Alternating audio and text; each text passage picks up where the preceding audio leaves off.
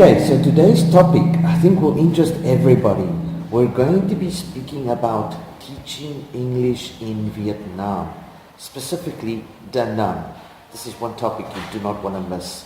So we're going to head off to Cyclo Cafe for some breakfast and we'll have a chat there.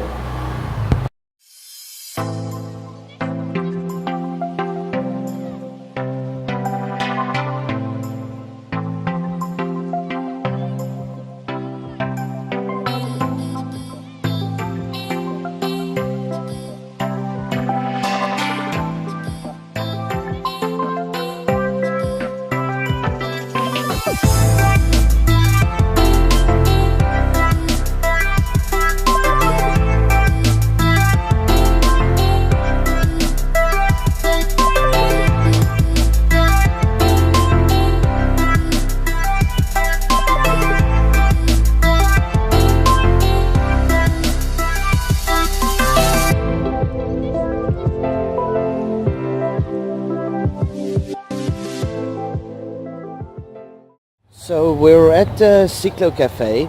It's a very Vietnamese style food. They offer curry dishes. They offer both rice and noodles, which is really nice. I often eat lunch here, and I have the bami opla, which is sort of bacon, eggs with bread roll. It does come with garnish and stuff, but I usually skip the garnish. And today I think Luya is going to have the kom gari, which is potato slices with carrot slices, chicken mixed in a curry sauce, and rice on the side. So she's having the rice dish. Anyway, let's go have breakfast. So I'm having a bami opla, which is basically bacon and eggs, a bread roll. It does usually come with some garnish and cucumber and tomato as well, but I told them to leave the garnish off. So I'm just having bacon and eggs and bread roll. It's called bami opla. So Luya is having kom gari, which is potatoes, carrots, chicken in a curry sauce with some rice and Vietnamese tea. It's called kom gari.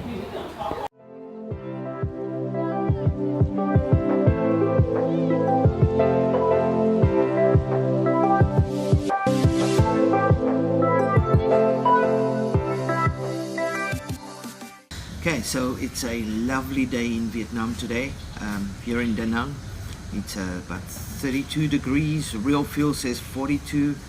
I can feel a little bit of humidity, but it's cooling down now, so really nice. We just had a great breakfast here at Cyclo Cafe.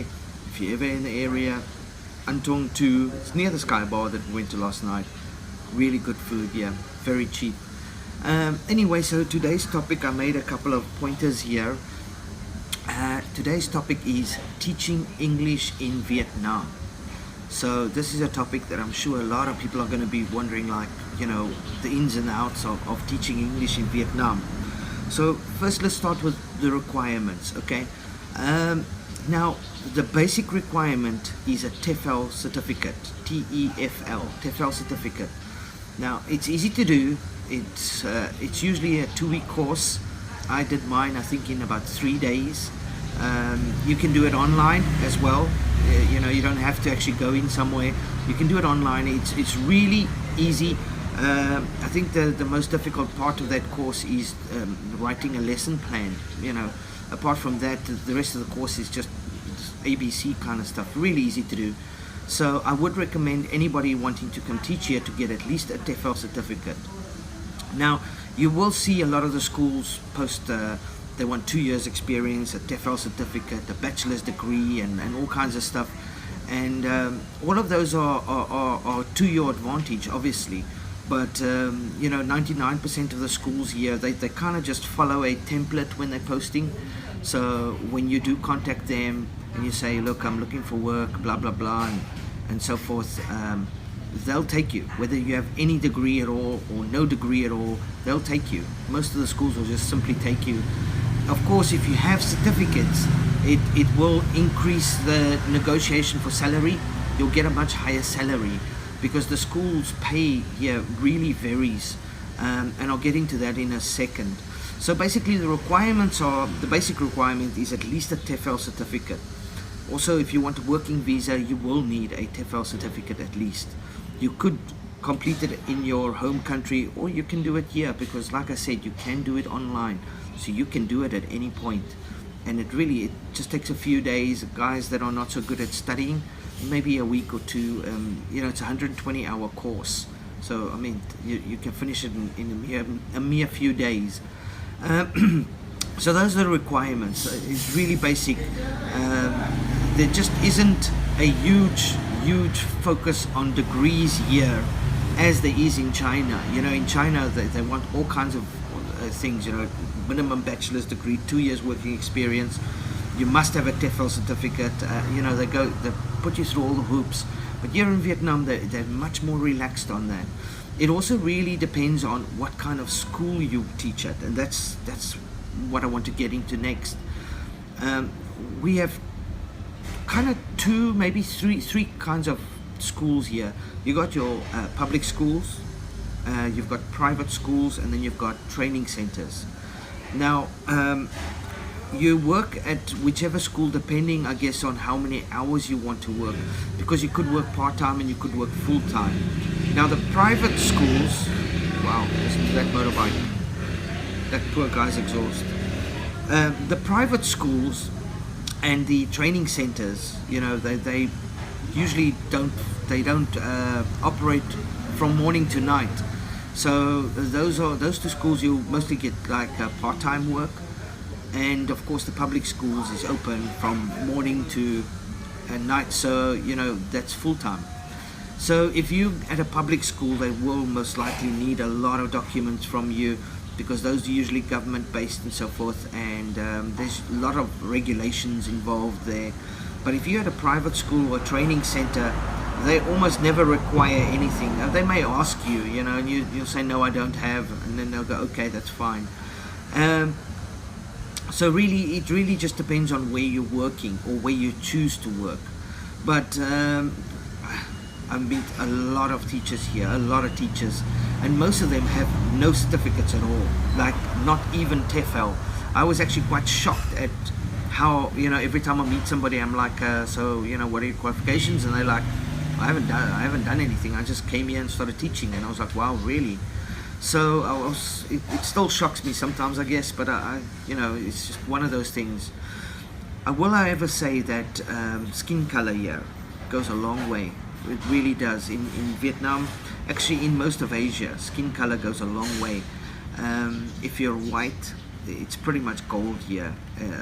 You can walk into any job, virtually almost no questions asked.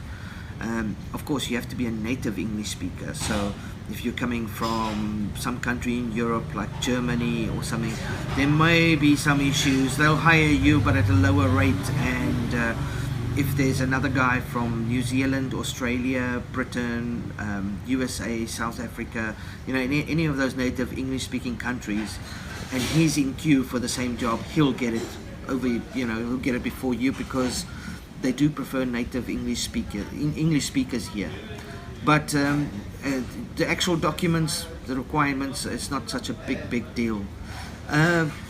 So yeah, that covers basically the three types of schools you get here. Now, training centers are very popular. I think most foreigners teach at training centers because you can choose your hours. You can do a class on a Wednesday night for an hour and a half, do 2 classes on a Friday night, 1 on a Sunday morning. You kind of rack up your hours that you want to work. And sometimes the one school will not be able to offer you all the hours. Maybe they'll say, well, we've only got 4 open hours, you can have those if you want, but you want to teach 10 hours, and then you hop to a second school and get another 4 or 5 hours there. Now you've got virtually your 10 hours and your goal. So you end up teaching at 2 or 3 schools, depending how many hours you want to fill up. And that's what most of the teachers here do, most of the foreigners.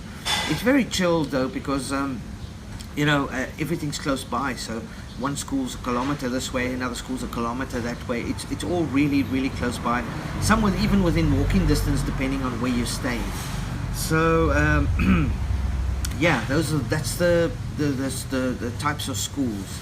Now, something else I want to get into is contracts. Okay, you have to be very careful in Asia with contracts, because contracts in Asia they're not the same as the contracts you get at home.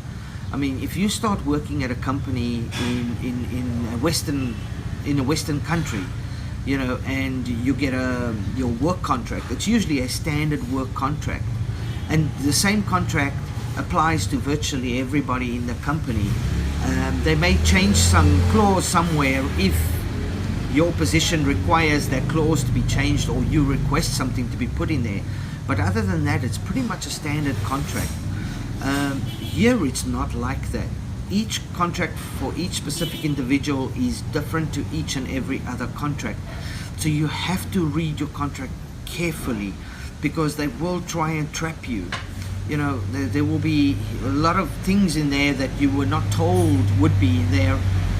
For example, they may say they want you to do promotional, do promotions with them on certain days or certain holidays, but they won't tell you this, but they'll put it in the contract. And then, you sign the contract and you don't see all the fine print, and then some holiday comes up and they tell you, okay, yeah, well, you have to cancel your holiday plans and go stand in the sun for 3 hours handing out this or taking photos with somebody, because it's in your contract. You have to do it. So you have to really, I've been trapped a couple of times through contracts, so just be sure to read the contract, every single line.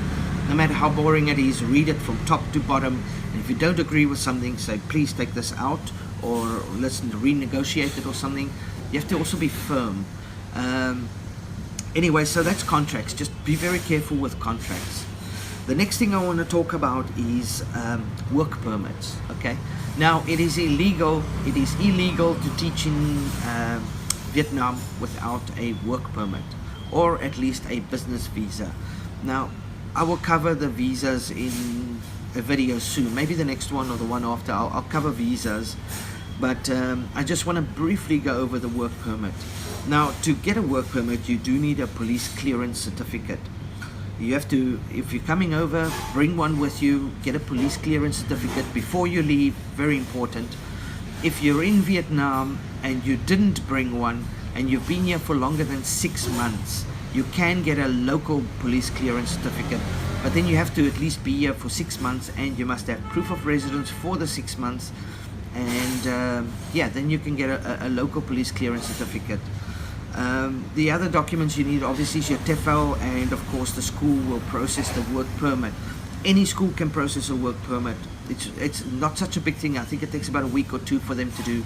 It's very, well, on your side you need a health certificate, police clearance certificate, your TEFL certificate, your passport, your visa stamp, a couple of other documents. The school will ask for these. You just hand it all in, and they'll take care of the rest.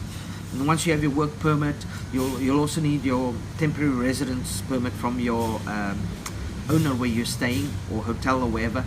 And once you hand all of this in, the school will take care of everything else.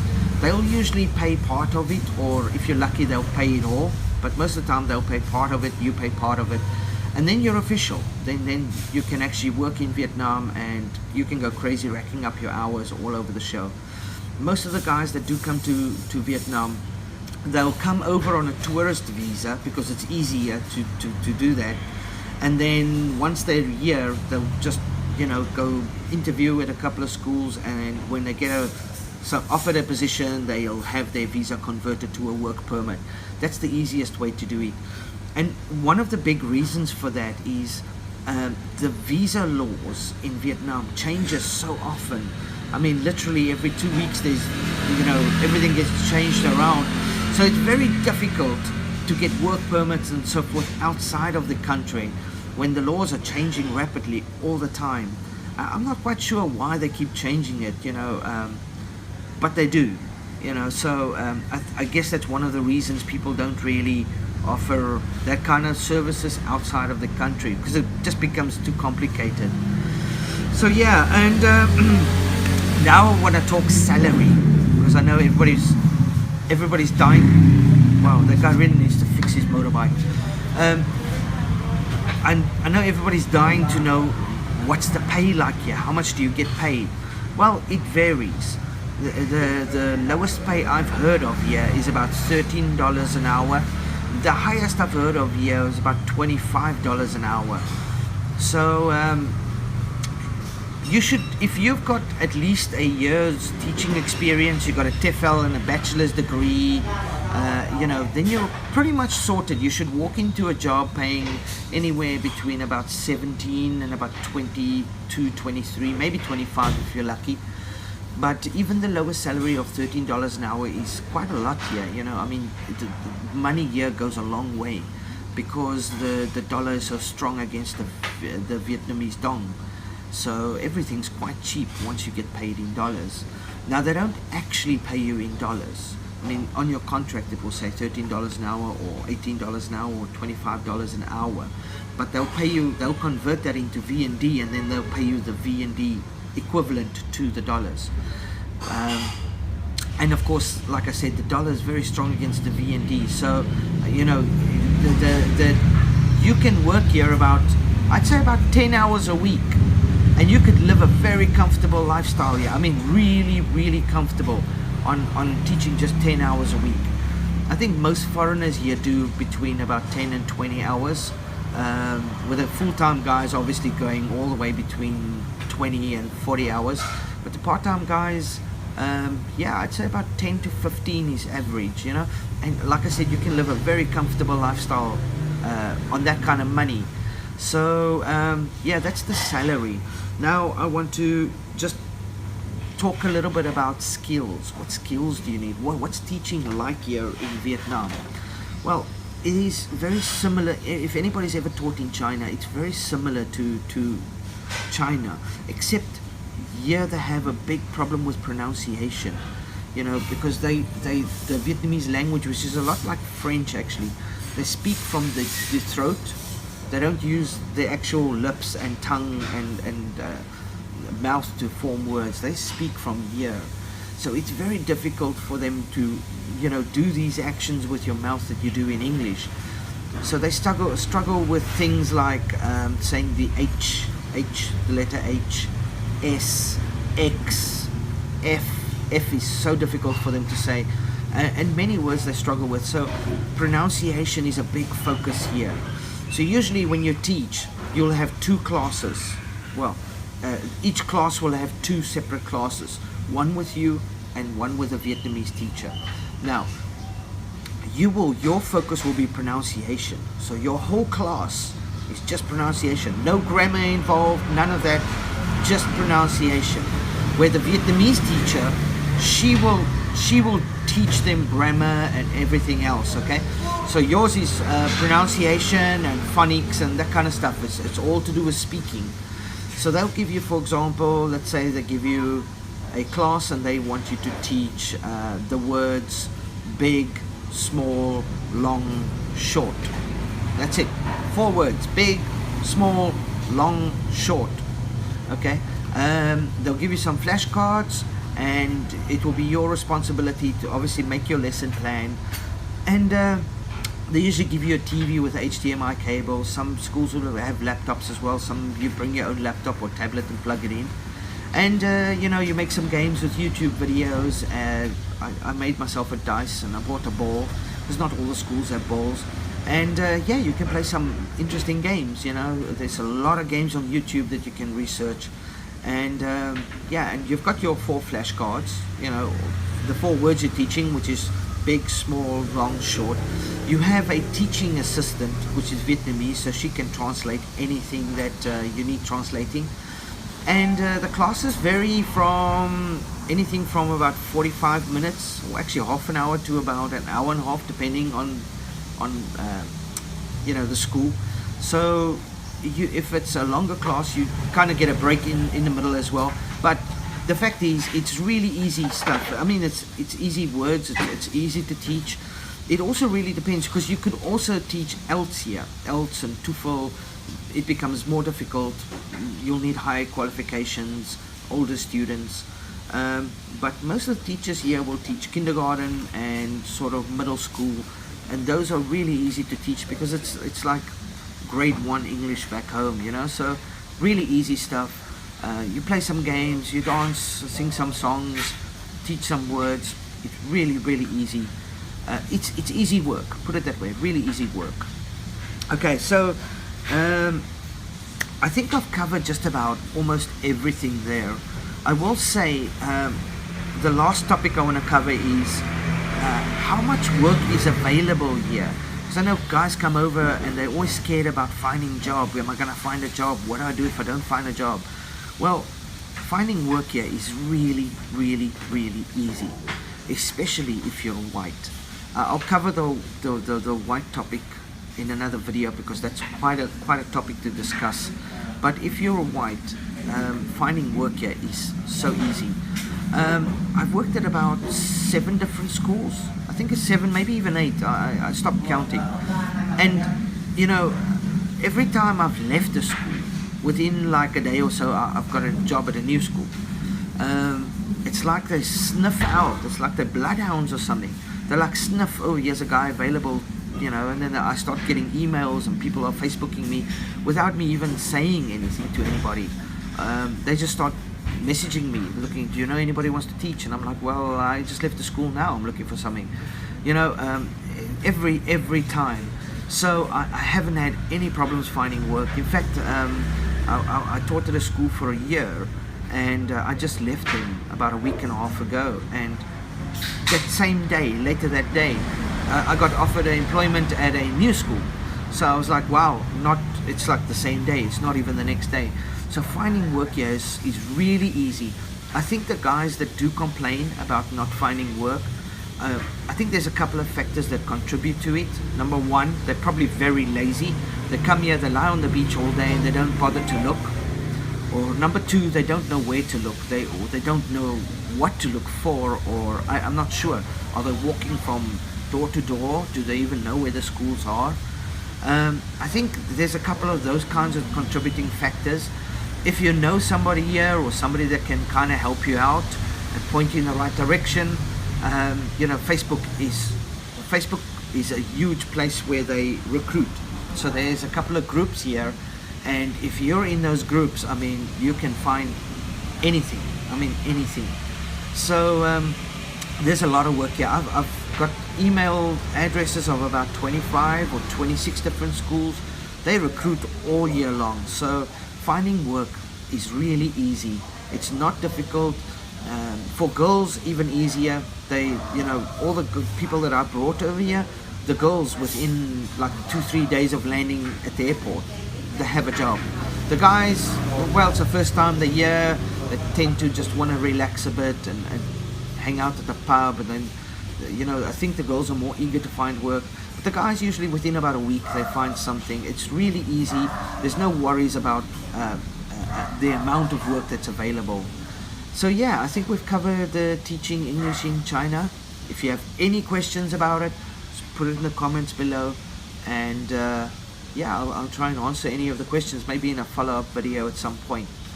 But it's really easy to teach English here. It pays decent. You can live off it quite comfortably. It is probably the #1 job that most foreigners in Vietnam does. And it's not all that different from teaching in China. Really not. Actually, most of Asia is probably very much the same kind of thing. Just the culture difference. So, you know, you're kind of, they like these kind of games in China, but in Vietnam they prefer these kind of games. That kind of thing. Teaching style may have to change a little bit if you're coming from the one to the other, but it's a very similar experience. So that's it from me today, and I'll make some more videos on some more interesting topics, and the visa one coming up soon. But anyway, cheers from me. Chat to you guys soon, and don't forget to subscribe to see any of our future videos. Cheers.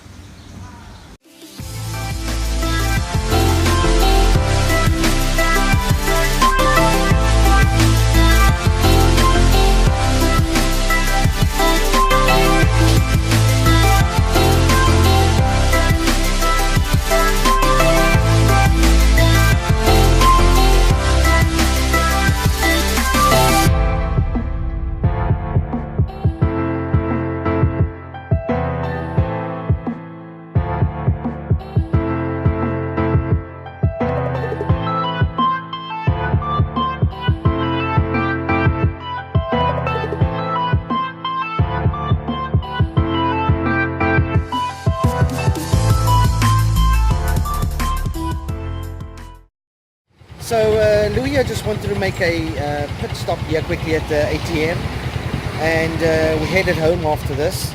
And as you can see, it's very quiet at the moment, the traffic, not many bikes around. I mean, there are people driving, but nothing like, normal working hours. And the reason for that is that Vietnam shuts down between 11 and 2 p.m. They literally shut down and everybody goes and has like an afternoon nap.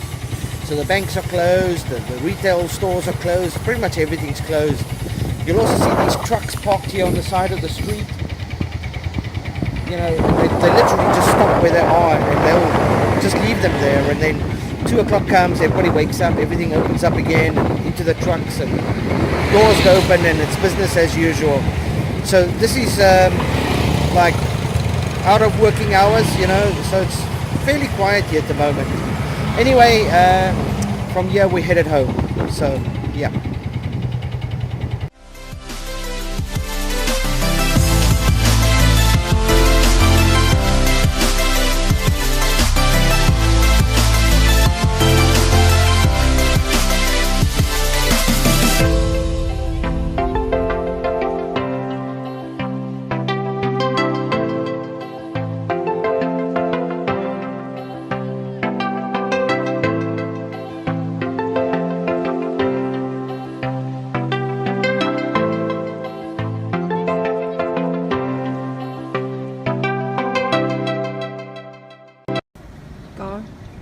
Home sweet home.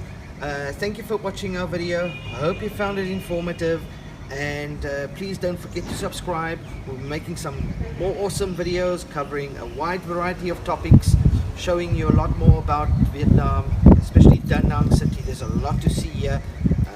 Chat to you soon.